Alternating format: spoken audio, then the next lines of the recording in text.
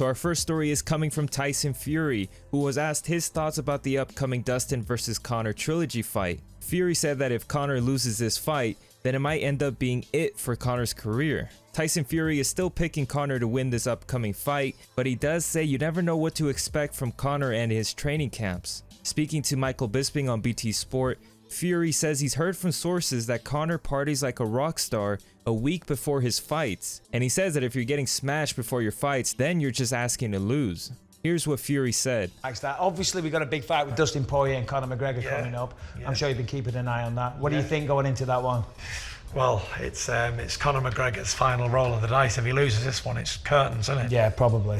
I wouldn't say curtains, but it's not good for the brand, the stock, all the rest of it. I think he wins this fight. I think he wins it in style as well, to be fair. With Conor, you never know what he's been doing. You never know what he's been up to in training camps and all that. Yeah. From what I hear, he lives like a rock star while he's like a week away from his fight. Yeah, sure. So you can't do that. Like, when I'm in a training camp, I'm 100% dedicated to the fight. Like, I don't do anything. I go to bed early, I wake up early. I don't drink anything but water. It's like I dedicate 100% to the job in hand. But if I was going out and getting smashed the night before a fight, then I'm asking to lose. Looking at Conor's Instagram, Conor has been sharing lots of pics of his training camp from California. According to this post, Conor bikes 10 miles every day to his gym to spar. He also looks to be in fantastic shape for this upcoming fight. So what are your thoughts on what Tyson Fury said about Conor's rockstar lifestyle? And also, who do you have winning this upcoming Dustin vs. Conor fight? Let me know in the comments down below. Our next story comes from Colby Covington, who completely tears apart the Edwards vs. Diaz fight. Speaking to MMA Fighting, Colby says that Leon Edwards does not deserve to fight the winner of Usman vs. Covington because Leon has to fight someone who's actually relevant to the division, and Nate Diaz does not fit that criteria. Here's what Colby said about Leon. I definitely didn't watch that fight, and that fight was definitely not of importance to this division. You got a guy who's a lightweight, Stockton soy boy, Nate Diaz. I don't even know if he's ever won a fight at welterweight. And if he has, he's definitely has a losing record at this weight class. I don't know the last time he won a fight in general, 5 years ago. So it's on par and on course for the fights that Edward Scissorhands gets, and he wants to fight another guy that's irrelevant. And I didn't see the fight. I was out supporting my teammates, Mike. I was at Premier Fight League, the best amateur world MMA show in the world, watching a good training partner of mine, Richard Mayo, go out there and win the title, and all my training partners at Colby Covington Incorporated, MMA Masters, putting on a good show. So I didn't have time to see that preliminary fight at 170. I only watch headliners and title fights. I don't got time for amateur hour. Would you say it's at least fair to say that Leon Edwards' next fight should be for the title? Maybe the winner between you and Usman? Or do you think he still has to win another fight, maybe two? Yeah, he definitely needs to come back. What's he on, a one-fight win streak now? I mean, his last fight, he should have been DQ'd. Edward Scissorhands poked the guy in the eye like 2 or 3 times, and he was warned in the back by Herb Dean, hey, don't poke in the eyes, keep your hands closed when you're throwing punches and blah, blah, blah. He didn't listen to instructions, and he broke the rules twice. So, his winning streak's broken up. He needs to come back and beat somebody relevant, somebody in the top 5. Come beat somebody relevant in the division, and then you can get a title shot. Besides that, stop crying. You're a mumbling, fumbling idiot. No one wants to hear you talk. Your accent is a joke, and your fighting's even worse. Our next story comes from Demian Maia, who wants Nate Diaz to be his retirement fight. Maia lost to Bilal Muhammad at UFC 263 this past weekend, and that was the last fight on his UFC contract. Dana White also said at the post-fight presser that he does not plan to re-sign Demian Maia, so this complicates things for his recent call-out. Before we move on, let's see what Nate Diaz said at the post-fight presser that got Maia's juices flowing. Everyone thinks of you as a striker, and you have great jiu-jitsu as well. Would you ever be interested in facing somebody like Demian Maia, for example? I have a lot of respect for guys like that, Demian Maia, Jacare, and the whole jiu-jitsu, and Kron Gracie. Anybody who comes in with that big of a credential already did a whole career, and I'm not hunting or looking for those types of fights, but I feel like I'm pretty much on the same side as them. I feel like I'm representing the same thing, jiu-jitsu background, and I want to say I would like to fight Demian Maia. I think he's great.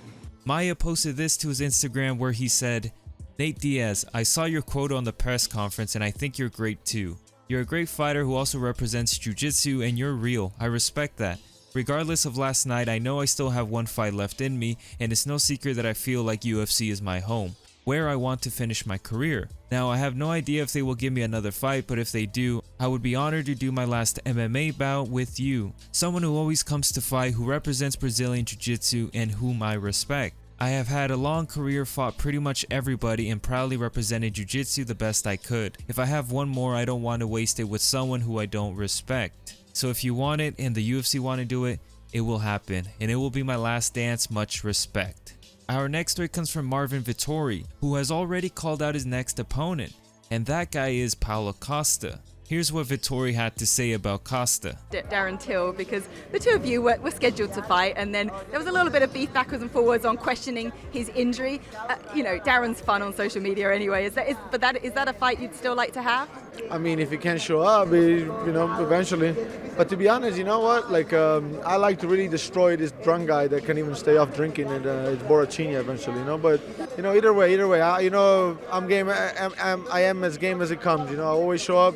There's no one fight that I didn't show up. You can count on, you can count on me. When there's a fight and when there's a date, I'll show up. So we'll see. Who are you referring to? The drunk fighter, Paulo Costa? Yeah, because Paulo of what? Costa, yeah. Because I feel like he's a little bit he's not straight too much. He's just I don't know what he's about. But if he can make it to a fight, I'll definitely like to smack this guy. Paulo Costa reacted to the call out on Twitter by posting a photo of Vettori with his shorts backwards. He tweeted, "I could fight this moron if he chose to fight like that." Now, still on the topic of Paulo Costa, Dana White told media that it looks like Costa will be sitting out for a while after making a demand for more money. Here's what Dana said. Did you talk to Paulo Costa after his statement? How's your relationship with him right now? Our relationship is fine. Listen, he said some nutty shit and I straightened it out. That's how I look at it. Do you have any idea what's next for him? Do I have any idea what? What's next for him? Sounds like nothing. Sounds like he's going to sit out and hang out for a while, and I don't know what. He said, I want to be paid more because of what all these YouTube stars are making. Apparently, he didn't see his last fight. Thank you. Our next story comes from Triple C Henry Cejudo, who gives his breakdown of Brandon Moreno versus Deiveson Figueiredo. Cejudo says that he used to be Brandon Moreno's main sparring partner, and goes on to say that Figueiredo's extreme weight cut was a huge factor in the fight. Here's what Cejudo said. Co-main event, Brandon Moreno, McLovin, a.k.a. against Deiveson Figueiredo, man. This fight, I'm not surprised, man. Which is ironic, man, because it's crazy to say, but me and Brandon used to be like main training partners. To the point where his family will come over to my house and stay for weeks at a time, man. To that point, a little bit of fallout that happened there, but I think sometimes destiny works out the way it works out. I went off and I won my flyweight title, my bantamweight title, defended both my belts, and now Brandon has fought his way into becoming a world champion. So congratulations to him. But let's break down the fight. I think this fight has a lot to do with the preparation. You got to give credit where credit is due, and that is with Brandon Moreno. He fought a great fight. He fought. He got Deiveson Figueiredo to come into his distance and was hitting there. And something that I will credit with Davis is the weight cut. The weight cut is too much.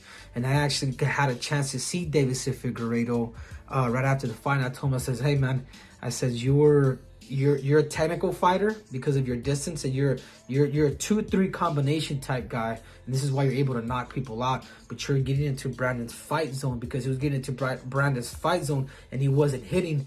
You know what that told me? That told me that his recovery for the fight wasn't as good. If he decides to go back to 125 pounds, he's going to have to really use science. He's going to have to really buckle down his nutrition, and he possibly could. But if he's not going to do that, and if he thinks training hard and all that stuff is going to help him, well, good luck, man, because you need to get tapped out or maybe even knocked out this time. So kudos to Brandon Moreno. He did what he had to do. He went in there with energy, focus, with confidence, and now he is the new flyweight champion of the world. That about wraps up the video for today. Leave a like if you made it this far and enjoyed the video. But anyways, have a great day and peace.